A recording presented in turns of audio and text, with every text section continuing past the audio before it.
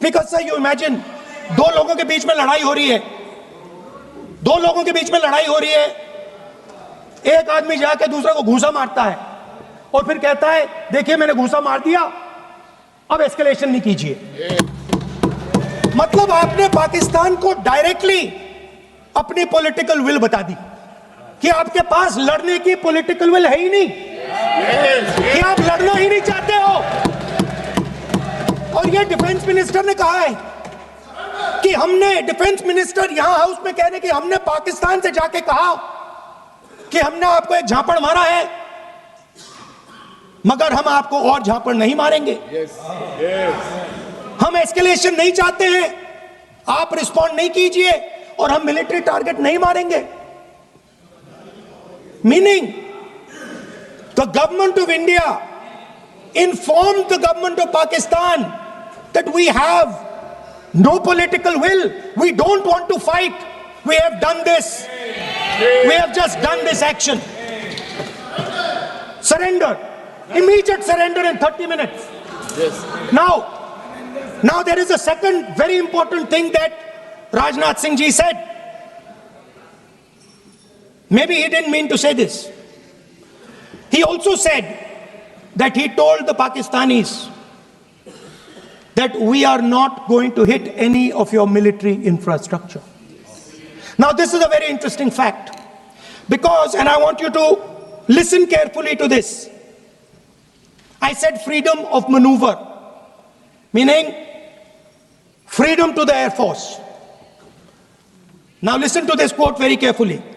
Captain Shiv Kumar, Defense Attaché Indonesia, he says, I may not agree with him that India lost so many aircraft, but I do agree that we did lose some aircraft. And that happened only because,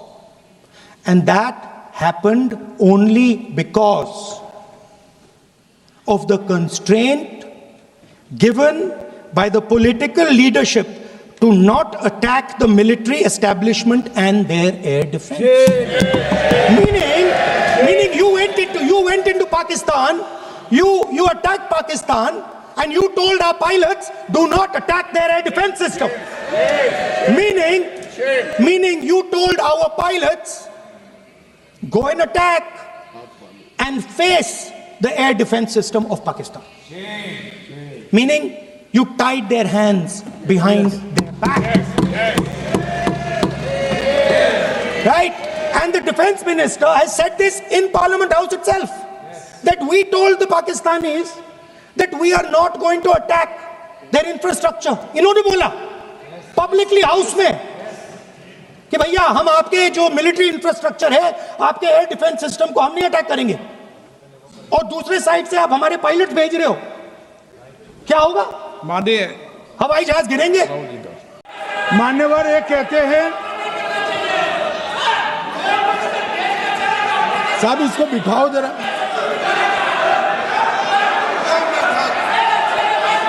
हाँ please बैठिए बैठिए बैठिए बैठिए बैठिए।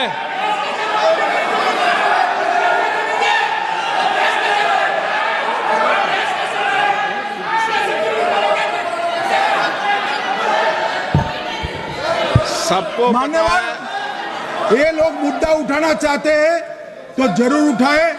मैं आज सुबह ही सलमान खुर्शीद जी का वो इंटरव्यू मेरे मोबाइल में रिजर्व कर आया हूं। आप जब भी कहोगे ये पूरे टीवी पर बताने के लिए मैं तैयार हूं। सेव कर आया हूं। इनकी इच्छा है तो कल एक समय तय करिए, यहां बता दीजिए चारों टीवी में, और देश की जनता भी देख ले।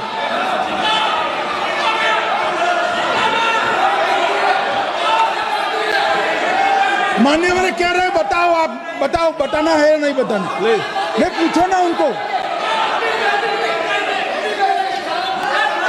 Please please.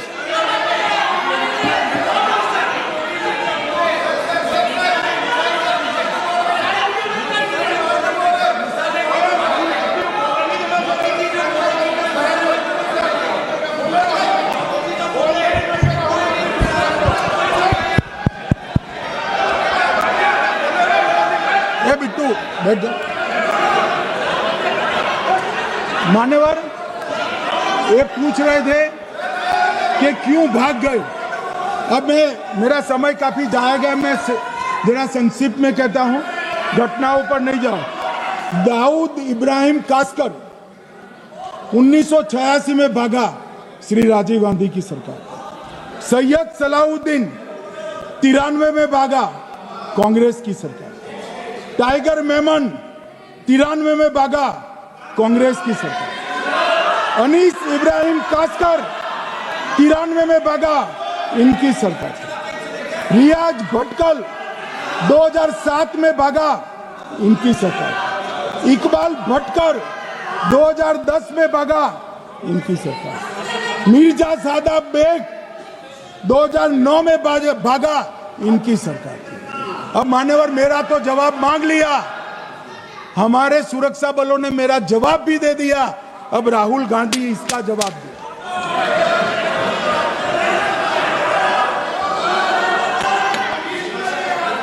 मान्यवर अब मैं कश्मीर के विषय में मैं बात करना चाहता हूं। कल कहते थे कि गृह मंत्री ने भाषण किया था कि 370 की कलम जाएगी तो आतंकवाद कम हो जाएगा। क्या हो मान्यवर, मेरा हिसाब देना बनता है। हम भारतीय जनता पार्टी के कार्यकर्ता हैं, ये नरेंद्र मोदी जी की सरकार है, हम जवाबदेह होते हैं जनता के प्रति, संसद के प्रति और देश के हितों के प्रति। मैं आज देश की जनता के सामने 2004 से 14 और 2015 से 25 10-10 साल का लेखा जोखा रखना चाहता हूं। 2004 से 14 में अखंड सोनिया मनमोहन की सरकार थी 10 साल की, और 15 से 25 अखंड रूप से नरेंद्र मोदी जी की सरकार। कश्मीर में टेरर इंसिडेंट 7217 हुए थे 2004 से 14 में। 70% की कमी के साथ 2150 हो गए 1525। नागरिकों की मृत्यु 2004 से 14 में 1770 हुई, 2015 से 25 में कम होकर 357 हो गई, 80%। सिक्योरिटी फोर्सेस की मृत्यु 1060 हो गई उस वक्त, और हमारे समय में 542 हुई, और टेररिस्टों की मृत्यु में 123% की वृद्धि हुई। ये हमें पूछ रहे हैं क्या हुआ? आंकड़े से भाग नहीं सकते भाई, आंकड़े से भाग नहीं सकते। और अब मैं कहता हूं कि धारा 370 ने कश्मीर में आतंकवादी इकोसिस्टम को नष्ट कर दिया है, जिस धारा 370 को आपने इतने साल तक बचा